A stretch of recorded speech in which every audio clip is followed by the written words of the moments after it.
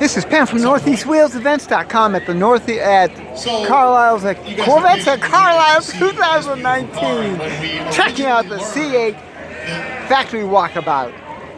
This is the first public debut of the C8 here at Corvettes at Carlisle. When we learned that the C8 was coming to the show, at first we heard, well, there'll be two.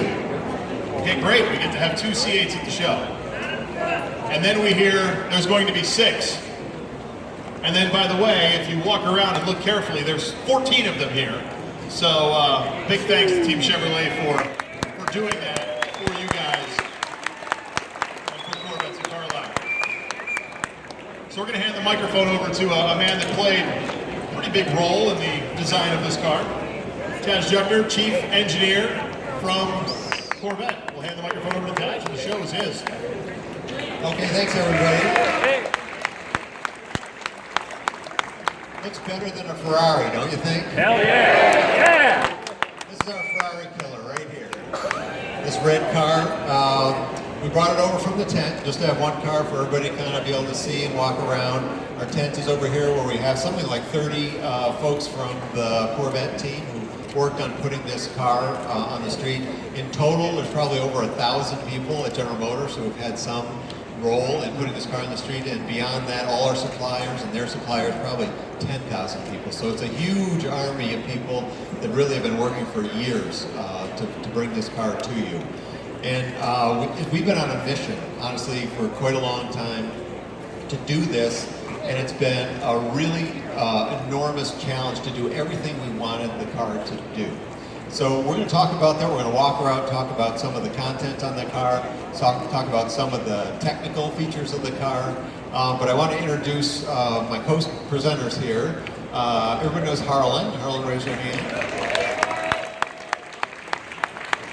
So for people who are new to Harlan, he's our product manager for marketing. So he does a lot of the definition of what the car wants to be. So all the optional content, a lot of the features that the car will have on it.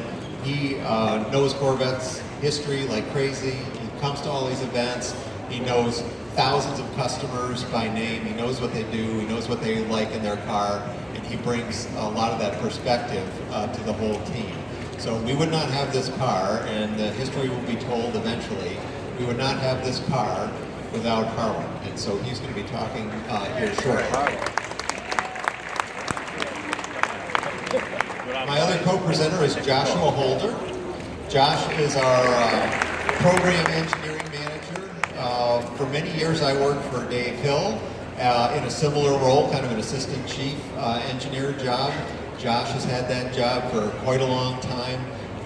He was the guy from Michigan who had to go down to Bowling Green and launch the 7th generation car. So I know many of you folks appreciate what we did for the 7th generation car. You wouldn't have that car if it wasn't for Josh, and you wouldn't have this car if it wasn't for Josh also. Huge contributor in getting this car on the street. So, thank you. So we have 14 cars here, but that doesn't mean cars are rolling off the assembly line. I wanted to give you a little bit of perspective that these are all EX VIN. If you look at the vehicle identification number, you'll see the letters E and X after that. That stands for experimental. So these are cars built actually before we start the production run. So even our early capture test fleet cars, the cars that we drive for months before we actually produce and ship cars for customers, we don't even have those yet. Those will be saleable cars. They'll have saleable VINs on them. We'll drive them. Then they'll be sold at auction to dealers a year later. So we haven't even received those cars. So these are actually pre that. So people are thinking, oh, the car's in production, we got all these cars here. We still have a ways to go. We have to do some additional test work, some final tweaking on the calibrations. That's one really nice thing about modern cars, is that they're very changeable with software and calibrations. And our new electrical system lets us do over-the-air downloads, and so we can actually cause cars to be better on the fly without bringing them in. So a lot of little fine-tuning still left to do to make sure the car is perfect when we finally do start production. So this car that you see here, as I said, we've been working on this very many years. This is actually a Z51 car. Harlan will talk more about the content on the car. But we've had a great desire to improve the performance envelope for the car, but also keep everything that people have appreciated and we have grown to appreciate all the way from the 4th generation, 5th generation, 6th generation, and 7th generation, all the things that were really good about a Corvette and how it fits into your individual lifestyles. We wanted to keep all that. So we really wanted to make sure the car was easy to live with. So the car wasn't, you know, a very specific thing, maybe only good for the racetrack. We wanted to make sure the car was really good as a daily driver. We wanted to make sure the car could be used, as many of our customers do, for long distance touring, go to shows, go traveling with clubs, bring enough stuff to be comfortable on a cross-country trip. And then we also want it to be a track weapon like no other Corvette has ever been before. So combining all of those things into one car has been our magic formula that we've been trying to seek for a long time. For years, people asked me, when are you going to go mid-engine? And my answer was always, it's going to go mid-engine when we can make everything about the car better than the previous cars. And figuring out that formula has been a mission for the Corvette team for many years. And we think we finally have it here. We did a lot of lessons learned on the 6th generation and the 7th generation. For 7th generation, we cut our teeth on aluminum structures. So how do you do a very lightweight, open air aluminum structure? Built-in bowling green, that's a technology that really requires a lot of refinement, a lot of technology, and so we had to learn to do that. We did learn to do that in C7, took all those lessons, baked it into the aluminum structure in this car. We knew we'd have big challenges around managing the airflow, so getting the low drag, great downforce, great cooling, all the things that you have to do, package all the coolers in a completely different place because of the way we wanted to make the car fit into people's lives. So what does that mean? It means that we had to have decent luggage room, and we've talked about it. You've got room in the back for both the removable roof, which we weren't going to give that up. We didn't want to have a car that you could take the roof off and not be able to carry it with you. Didn't want you to have to leave it in the garage. If you go someplace, decide to take the roof off, you want to have a place to put it. So we had to figure out a way to have a good size removable roof and have it fit in the back of the car. So that was a big challenge for us.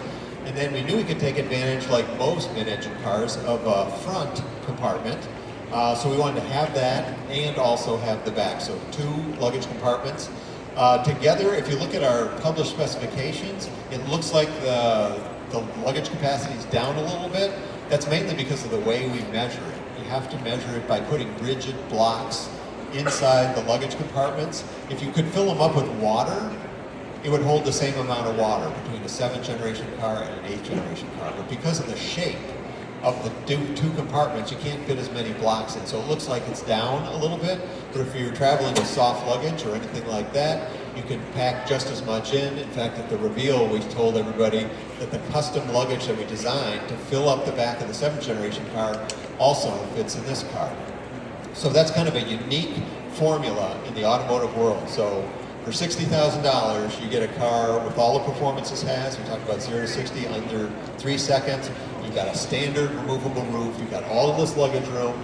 And so we think we've hit upon a formula that gets a lot of those attributes. And we haven't even disclosed all the performance attributes yet. We just kind of teased a few of them out. We just announced top speed, 194 miles an hour. That's also a function of the aerodynamics of this car, the stability of the car at speed. You wouldn't predict based on the horsepower increase that it would go 194. It's actually the aero stability that lets it go that fast. So very slick in its standard configuration. So I've been droning on about the architecture. I'd like to talk a little bit more specifics around the car, some of the optional content, the ways that we're letting people customize it, because we know if you walk around this fairgrounds, you'll see everybody is doing something different. Everybody wants their car to be unique, reflect their own character, be their personal dream car. And we understand that, so we really want to make sure that you guys can configure it in as many custom ways as possible. So I'll let Harlan come up and talk a little bit about that. All right, thanks.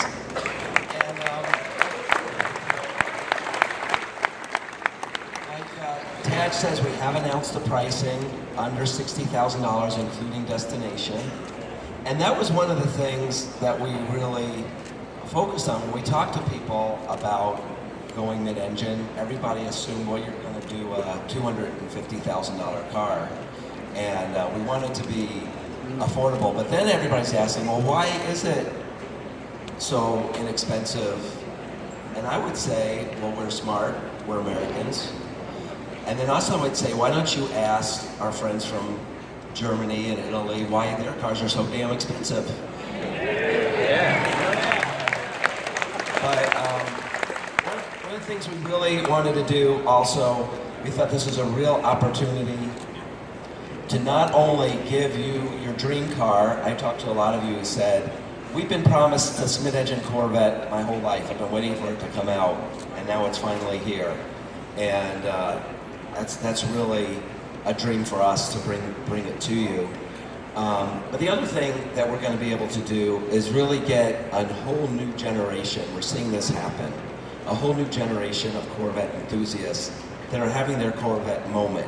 Now, everybody I talk to says they have a moment where they saw a Corvette when they were younger, and they said, someday I'm going to get one. For some people, it was maybe when they were little, they saw the '63 Corvette, or some maybe it was the '84 4th gen. But for a lot of people, it's going to be, a lot of the younger people I talk to, teenagers, they love this car. This is going to be the new car. So we have on display, you can see in our tent, we have the 3 trim levels, 1, 2, and 3. You can see the differences in those. We have really tried to make this car your dream car, so there's a lot of ways to personalize it. We have 12 exterior colors.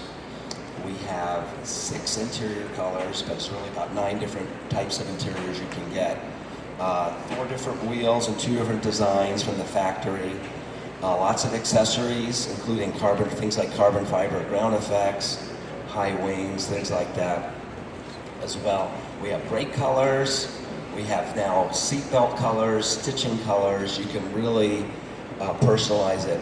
We've also added some new features, new to Corvette, that we haven't had. Things that people will appreciate. And one of the reason why we bring such a big team here to Carlisle is talking to all of you. You're a big part of this car as well, so we take suggestions and input, and a lot of this car is from that. So we have things like, you got like the rear park assist, side blind zone, rear cross traffic alerts. And we always were wondering, when we talk to people, are people worried about safety? No, people are worried about anything happening to the car. Nobody wants anything to happen to their baby, so we want to make sure that's safe. We also have this new rear camera mirror. You can see the camera up top, and then it transforms your rear view mirror into a video display, so you have no blind spots looking out the rear.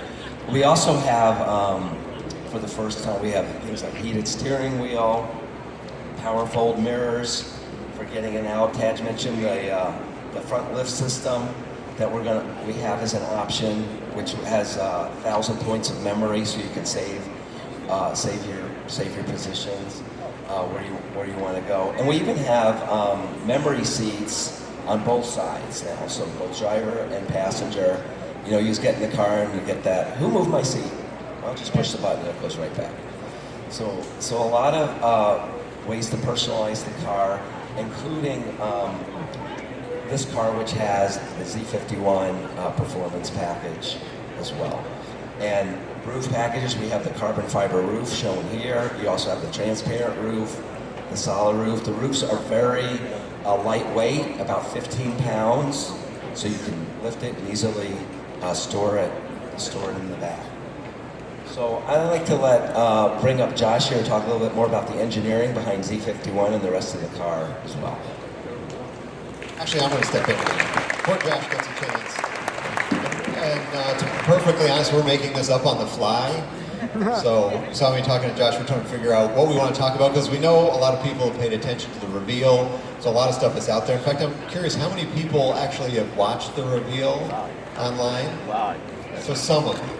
Some of you have seen it. And we've gotten a lot of media coverage. So, you know, the story of the car is out there, but it's amazing being out in the real world with these cars, because even though it feels like everybody knows about it, there's still tons of people who haven't seen one, don't know the story. We have a lot of cars running around with no emblems on them, and so to them it's a mystery. What is this thing? Some people guess, yeah, it's a Corvette. Other people think it's some other exotic car. But this is a really fun time in the program for us when we finally get to take the camo off, go out and experience the car in real traffic, in the real world. So we're happy to be able to actually drive here to Carlisle to show you everything. So I'm going to let Josh talk a little bit more about the driving experience. But one thing I didn't talk about when I first started was talk about the engine, the driveline. So we mentioned at the reveal, the whole world is moving to charged engines. So small displacement, turbo engines, pretty much around the world. And in talking to customers, a lot of times we'll take questions and answers, and somebody will say, "You're never going to put a four-cylinder in this, are you?" And we always ask it right back, "How many people want a four-cylinder?" And we get boos. You know, every boos is out of the venue. So we know that people love the small block V8, and we love it too from an engineering standpoint. It's very compact, it's very light, it's very efficient, and we've been refining it for almost 60 years. So actually more than that, but it's an incredible powertrain. And one thing that we didn't talk about a lot is actually putting it in this architecture helps it create more power. And so you might think, oh, well, the engine is the engine. What difference does it make if it's in the front or the back? But when you have the engine in the front and you're trying to cool the car, you typically have very large radiators that take up the center portion of the front of the car. And what that does is we have the throttle body on the front, and it has to breathe cool air from somewhere. So you have two choices. You can put a skinny little snorkel over the top. We've done both of these on Corvette. A skinny little snorkel over the top to reach out to cool air forward of the radiator condenser, or you can take a left or right turn and come out around the tail lamp. Either way, it's quite a restricted passage, and so the inlet restriction is inherently higher in the front because of all the tight packaging. In the back, we're able to actually use some of the extra space. The rear wheels don't turn, and so the width of the car and the package of the engine actually let us do very efficient plumbing for both intake and exhaust. So the intake is really cool because the throttle is now on the back of the engine. It breathes through a big air box with kind of an old school, big oval air filter and a lot of surface area all the way around. And then it's plumbed both ways, outboard, and actually through the body structure, the composite body structure. And there's big openings, like this big, that it's breathing through, and it comes right around and breathes through the top portion of this outlet on the quarter panel. The top third of this feeds right into the engine, one on one side, one on the other side. So you're essentially feeding banks of four on either side. So it's extremely efficient, low restriction. And then on the exhaust side, when the engine's in the front, and then when we put the engine in the front, we have to push it right up against the front of dash. So it's very tight up against that. So the block is right up against the body structure. So when the exhaust manifold comes out, we have a pinch point as it tries to get around the back of the engine and down the center tunnel to the back of the car. That pinch point creates restriction. Here, we have no such thing.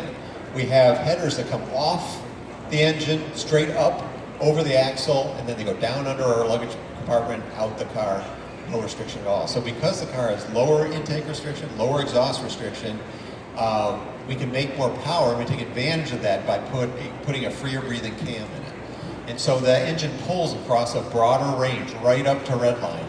And so it pulls hard through each gear. So this car, with its weight distribution, hammers off the line. It launches like crazy and then pulls really hard through the gearing that we have in the DCT, which are, it's an 8-speed DCT, and so we have a very low first gear. So we take advantage of all this traction to get the car moving.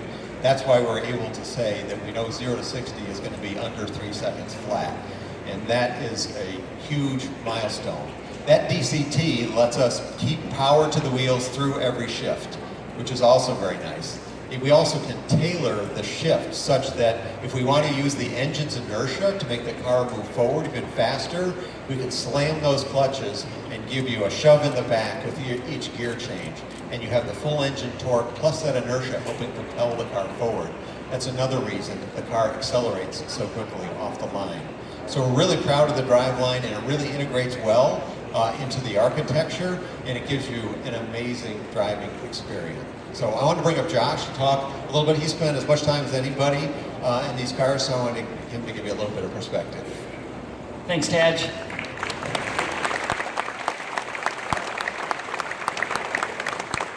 I just want to reflect a little bit. I get to do my dream job.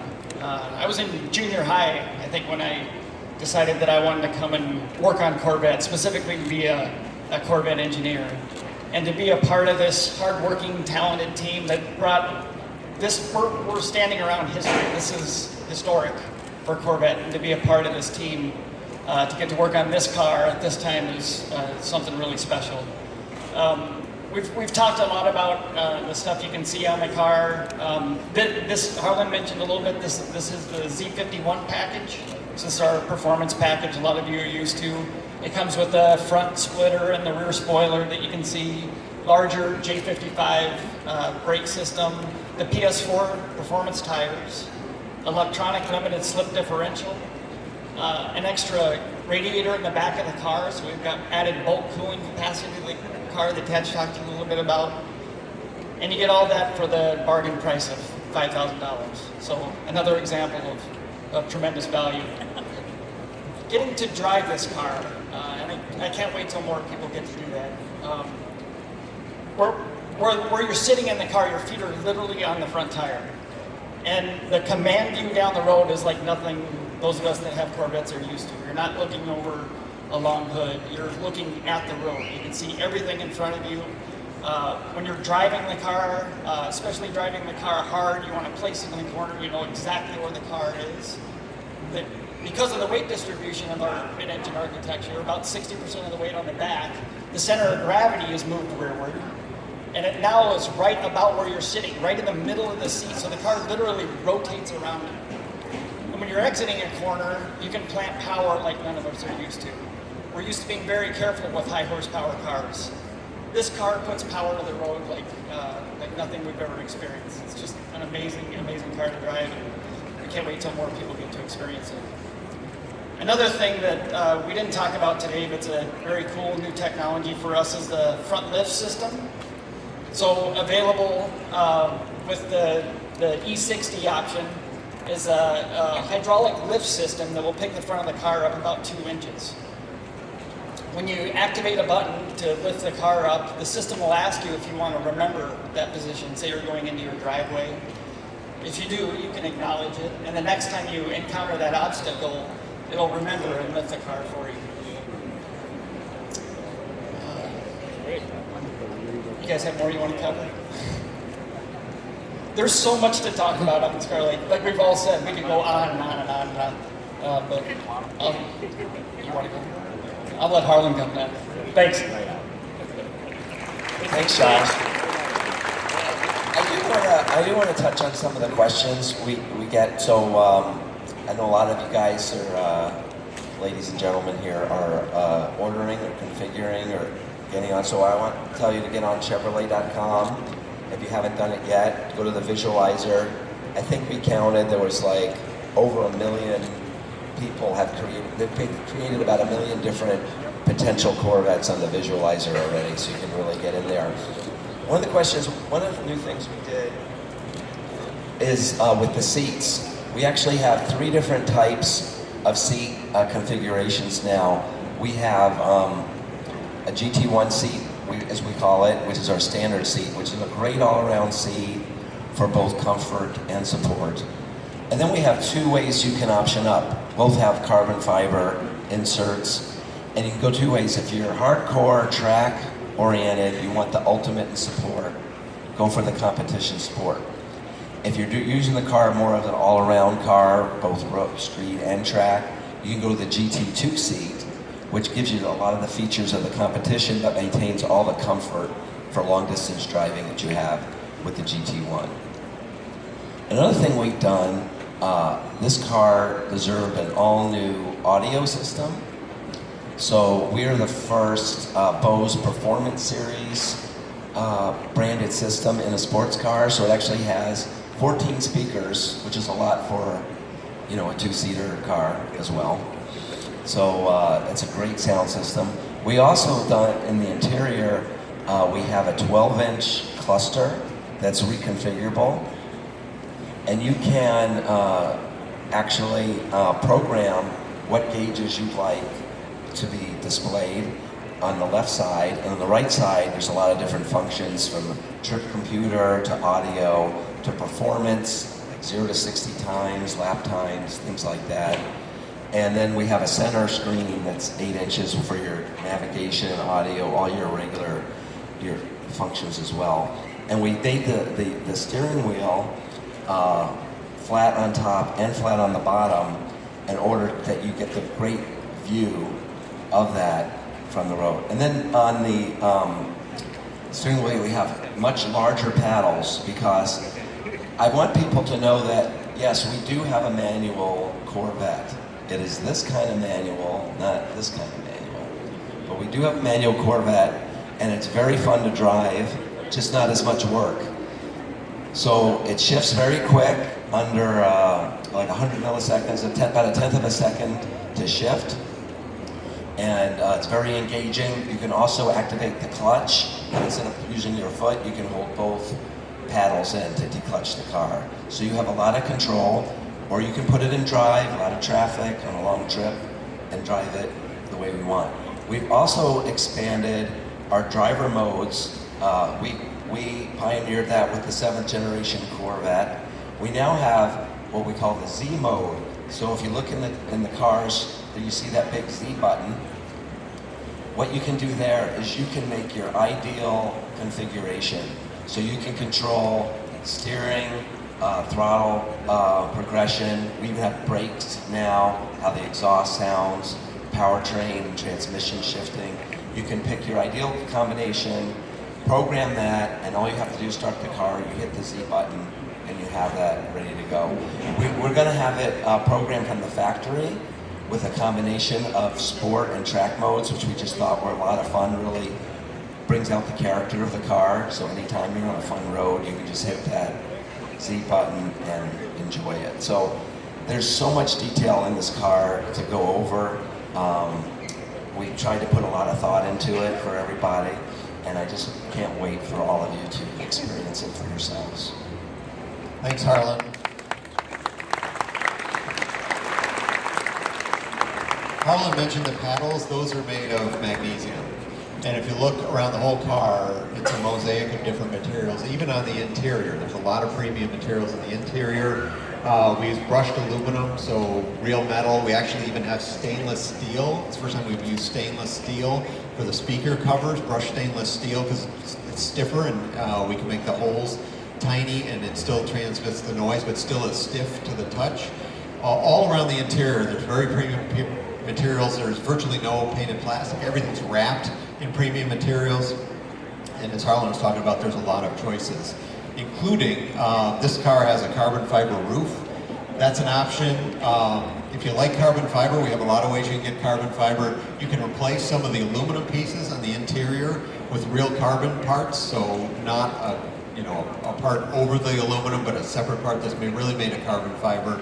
And then we have engine compartment kit, and this car has it. You can look at it afterwards, where we surround the engine in carbon closeout panels, and it comes with lighting, so that every time the lights come on the exterior of the car, you open the hatch, the engine compartment is illuminated in addition to the luggage compartment. It's a really cool effect. It highlights the engine, looks beautiful.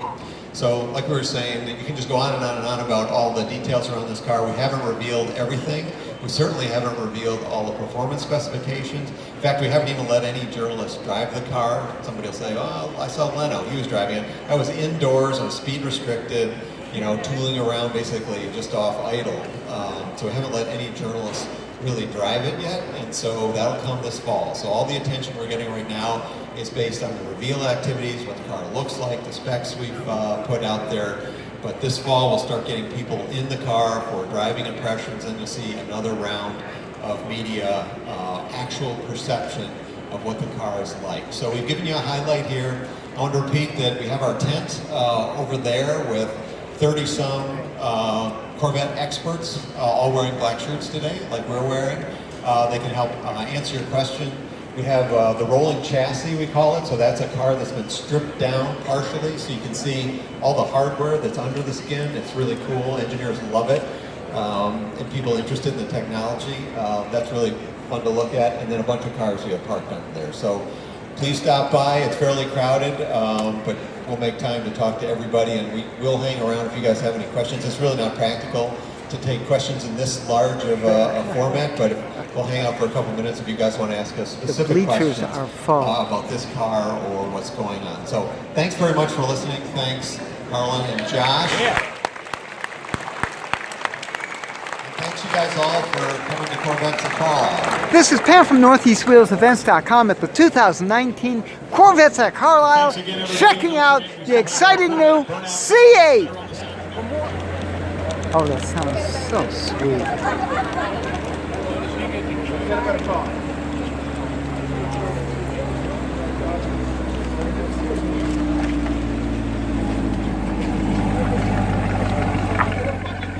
Under guard over here. This is Pam from NortheastWheelsEvents.com at the 2019 Corvettes at Carlisle, saying hello to the C8. I'll see you all at the shows.